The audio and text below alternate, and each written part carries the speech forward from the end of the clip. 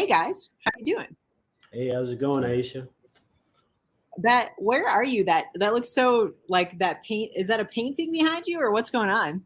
It's actually a picture of Milwaukee Oh uh, my some goodness! years ago. I'm not sure when. I wish I knew. Did you take it, or did you find Oh this? no, it's like from like the I don't know who did this. I wish I knew. I'll get back to you with It's it. like it's over 100 years old. That's all we know. So Oh Yeah. my goodness, that's amazing. That's so cool. Well, welcome, guys. I'm so excited that you're here.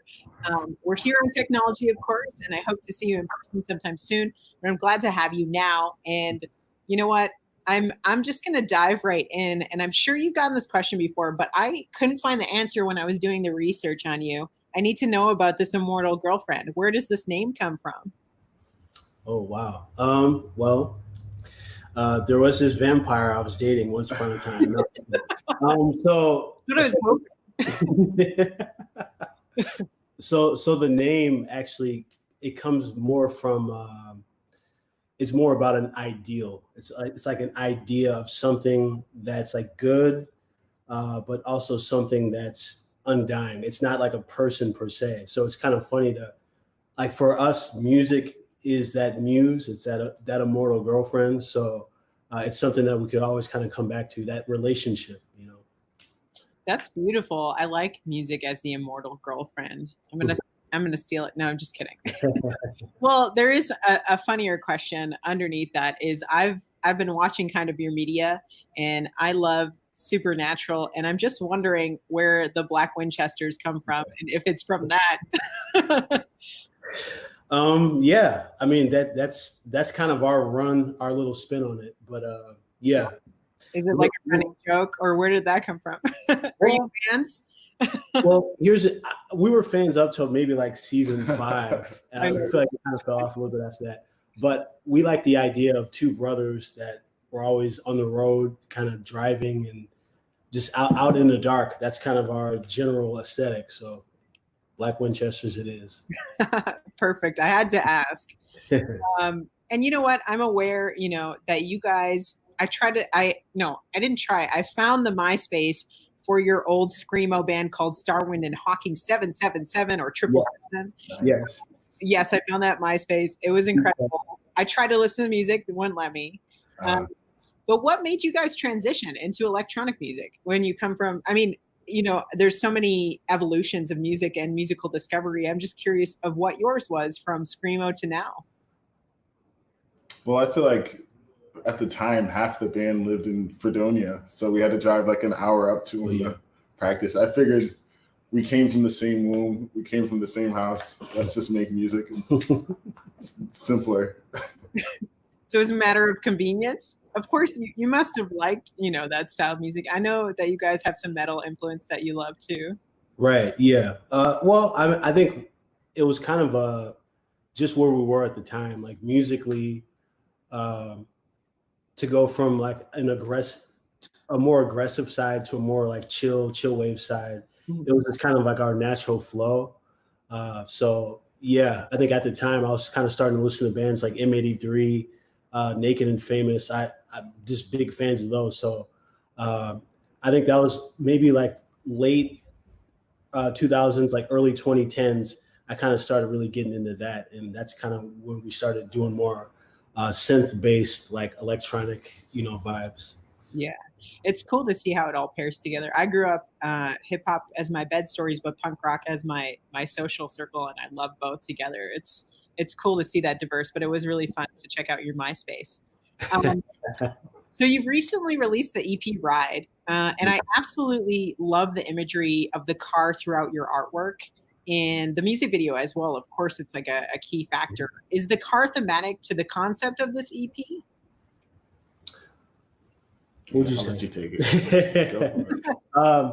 A little bit. I mean, it's figurative. It's Ride EP was really more about for us at the time when we wrote it. We lived out in Landon, which is kind of like a little suburb out in Menominee Falls. So it's just outside the city. So it took about a good 45 minutes to get there.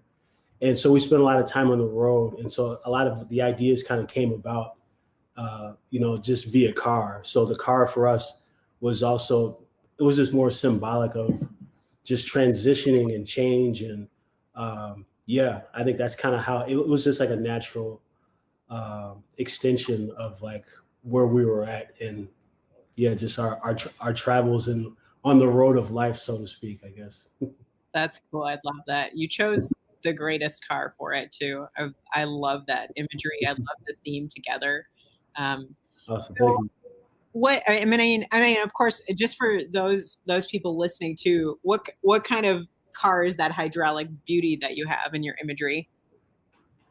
Actually, the car that's used, we so the guy, like his name on Instagram is like Tattoo Money, TATT, or number two money on Instagram. He's actually the one who has the car. We didn't get to drive the car or anything like that. But he'd be the one with all the information on all the customization that he did to it. I mean, he did a great job. It's a dope car. So. That is so cool. And I love the theme of the Ride EP, just on the road. I think a lot of people can relate to that. And this is like a body of work. Do you have, this is kind of something I'm wondering about, is do you have a follow up to Ride, or is Ride going to become part an album, or can you even tell us any of that? Well, we are working on like a follow up to it, but Ride was that era of the band, and but we're stepping into our next phase right now, and a lot of it kind of has to do with what's going on in the world, I would say. So it's all like it's all good timing, I guess, for us. Yeah, and that kind of leads into what I was going to ask you. That I know you both to be in touch and present and aware, and you're always posting some very solid and inspirational advice to your fans. And with all that is happening at this current moment, from moving through the pandemic to moving through social change, do you have any thoughts or hopes for our community here in Milwaukee? Ultimately, it would just be that people don't live in fear or don't live in like just a state of unrest or hatred, because I think that's more than anything what I see. And a lot of it, even like racism, a lot of it stems from just fear or ignorance, so we're definitely advocates for people to just not remain in those states, and like just to kind of get outside of their social bubbles, and just try to get a few different views on things more than anything. Yeah, getting educated is always good too. We've been advocates for that, and there's so much going on in Milwaukee, and I feel like we've been talking throughout the show that Milwaukee is pretty special through these social changes. And it sounds like from what you were just telling me that the new project that you may be working on is seized by this moment. Is that correct? Right. Yeah, definitely. I know I'm like teasing you a little more, but can we know more? Well, I mean, I think it's kind of delving into themes about just justice and what that looks like, what it looks like in the face of just personal justice. I've kind of had a saying that I've been putting up a lot lately, is slay your demons, but it's really an ideology of dealing with, if you want to change the world, you kind of it has to start with you. So that's kind of where I'm coming from with that, and we're going to kind of play on some of those themes throughout our next body of work. That's beautiful. That's good. That's good thematic advice as well. So how have you guys been able to move forward creatively? What's helped you cope through these really interesting and uncertain times, especially, staying at home? I don't know. It's kind of been creatively, or me personally, I haven't been able to make anything, and I think it comes and goes. And I think I just want to stick with the healthy, natural flow of how it's supposed to work. But the stuff we have been putting together, like, I guess I can talk about the next stuff. Sure. It's going to be heavier and it's going to be darker. But that kind of like, I don't know. Yeah, we're looking forward to. That's all I'll say, I guess. Yeah. So I'm not trying to egg it out of you. So before we dig deeper into a fan-generated Q&A, which you have, I want to ask you, how can our listeners support you? I mean, they could check out our Bandcamp if they want to see like just Bandcamp still works for us. Outside of that, just follow us on our social medias, and we'll try to keep the inspiration flowing and the good vibes coming. Absolutely. Is there anything else you want our Radio Milwaukee listeners to know? Let's see. Oh, we are going to be a part of an event. Yeah. The organization's called Dynamic, DYNMC. On Instagram, I think it's DYNMC_creative.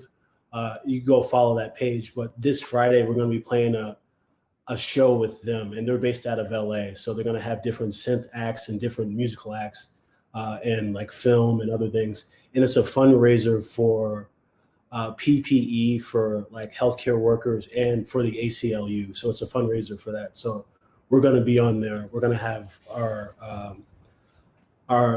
live from the catacombs performance is going to be on there. So that's amazing. Well, thank you so much, guys, for joining us.